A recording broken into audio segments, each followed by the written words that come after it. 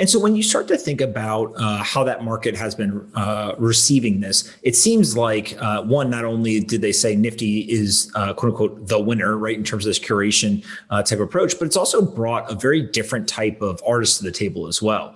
A lot of the digital artists who have been on multiple platforms, they have different styles, they have different approaches, but they fall under what I would call a digital artist bucket, right? Whether it's traditional artists who are becoming digital artists or the digital artist.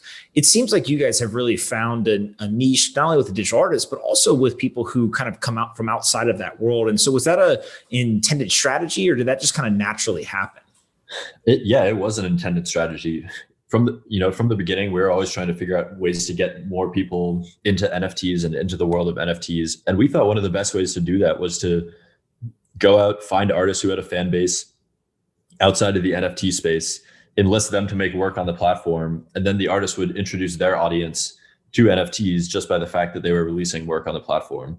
I think that honestly, it was kind of slow going at first. It's hard to explain what an NFT is, but by the time an artist does their second or third release, you really start to see their people who are fans of their physical artwork getting into their NFTs. And honestly, we've seen some go the other direction, where people who are collecting NFTs on Nifty Gateway start buying the physical artwork of Nifty Gateway artists that they found through Nifty Gateway. So it's really a pretty powerful effect. And I think it was a really important step in NFTs evolving and becoming a more like well-known and mainstream phenomenon, which is a lot of artists are multidisciplinary. Like some of the best, Picasso's sculptures are some of his most famous, as well as his paintings. So it makes sense that a lot of them are would be creating in digital, and it's really cool to see them creating on Nifty Gateway. For sure. Talk a little bit about the impact on some of these artists, right? Everyone knows the story of, let's say, Fawosha, 17 years old, ends up making enough money to not only leave their home, but ends up actually building an entire living out of it, right? Beeple, same thing, has now made millions and millions of dollars. But I think outside of some of those big stories, there's also seemed to be a pretty positive impact on every artist who starts to do this. And so what are either some of your favorite stories or just some of your takeaways as you've seen artists enter in and have an impact on their careers? Yeah, honestly, I mean, I think the Fawosha story is my favorite story, where, he could move out and buy a house. He's so young and so talented, and he's really able to make a living doing what he loves at this young age. We basically have seen, I mean, the stories are almost too numerous to repeat here. We have a Slack channel called Feels Good, where we just post happy tweets from artists, or artists being like, thank you so much. I think one actually that really touched me was from Matt Gondek. He did a sale on Nifty Gateway. I can't remember, it was a few months ago, and he grossed over 1.8 million in sales. And I think what he tweeted was, my dad had a stroke last year and they need to move down south to be in a sunnier climate. You guys just bought them a house. Thank you so much, Nifty Gateway family. That was a really powerful, I mean, that to see Nifty Gateway changing an artist's life like that, and helping him support his dad who was sick, that was pretty amazing.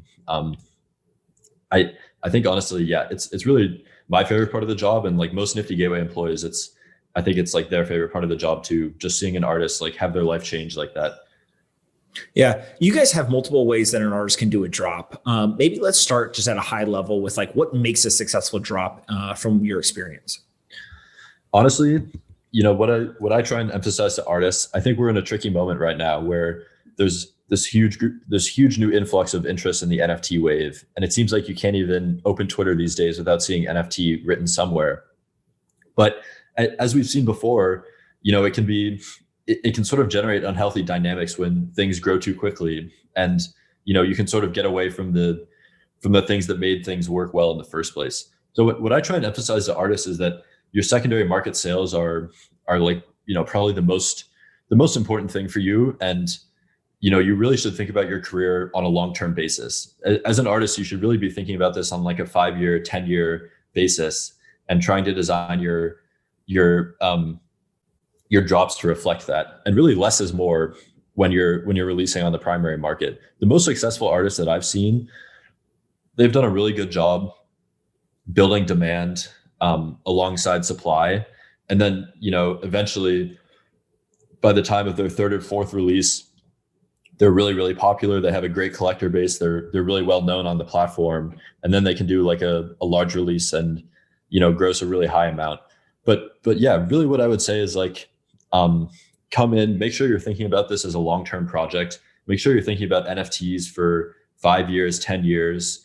Not just when it comes, the work itself is obviously incredibly important, but there's a lot of strategy to, the release structure as well. And yeah, the long term is far more important than the short term. I think that's the most important thing for any artist to remember, especially an artist just getting started. For sure. And you have multiple ways that somebody can sell. So you can do kind of a one-of-one auction. You can do a direct sale. You can do these like open series. Talk through kind of the pros and cons of each one, or kind of how you guide artists to think through which type of sale mechanic they should use on a specific drop. Absolutely. The one-of-one obviously is the most scarce sale dynamic you can do. The pros of that are it keeps your supply really low. It's a great way to just get started. The cons are, only a very small number of people can afford one-of-ones. So they tend to be much higher in price, which means like your collector base is limited. And honestly, I think one of the coolest parts about NFTs is they're sort of democratizing art. Like fine art is very inaccessible for most people. NFTs are way more accessible. So one-of-ones are awesome, but you do have to be really rich to afford them. Then the other thing that artists can do is limited edition sizes. So editions, they can pick any edition size they want, and then they can either release them up for auction or they can do a price. Honestly, I think a really strong way to enter the space is to do an edition of 100 and price it really low. And then the collectors who win, who get to buy that piece, they have a great premium where that piece can trade up because it was originally priced low. So yeah, that's the second release format. You can fix an edition size, and you can fix it at whatever size you want. You could fix it at 10, you could fix it at 100. Usually 100 is sort of the high limit, but we have had some people who fix their edition sizes at 500. And then you can either release it as an auction where people place bids on it, or you can just do a drawing where you say, I'm going to sell these for $10 each. And then it's random who gets selected to buy the pieces. And then, yeah, the third main type is the open edition. The open edition is where you set a price and you say, anyone can come buy this piece for a period of time, maybe 5 minutes, maybe 10 minutes. And then the edition size is determined by how many are sold. So the key advantage of open editions are they do make your work far more accessible to regular people. You can set a price where people will be able to afford it. With all the other release formats, some people may get outbid and they won't be able to afford it, or maybe they'll get unlucky and they'll lose the drawing. But with an open edition, you can guarantee that people who follow you will be able to collect your work. Open editions are also the freest release format. That means that a bunch of people could buy your work and maybe they're just speculating on it. Maybe they don't really want to own it. So they sell it for a loss a week later, and that makes you look bad as an artist. So I think open editions they can also be one of the scariest release formats to do, because you're letting anyone do whatever you want with your artwork. At least with an auction, the person buying it is the person who wants to own it the most. So their intentions are probably pure. But yeah, those are basically like the main release formats that we do.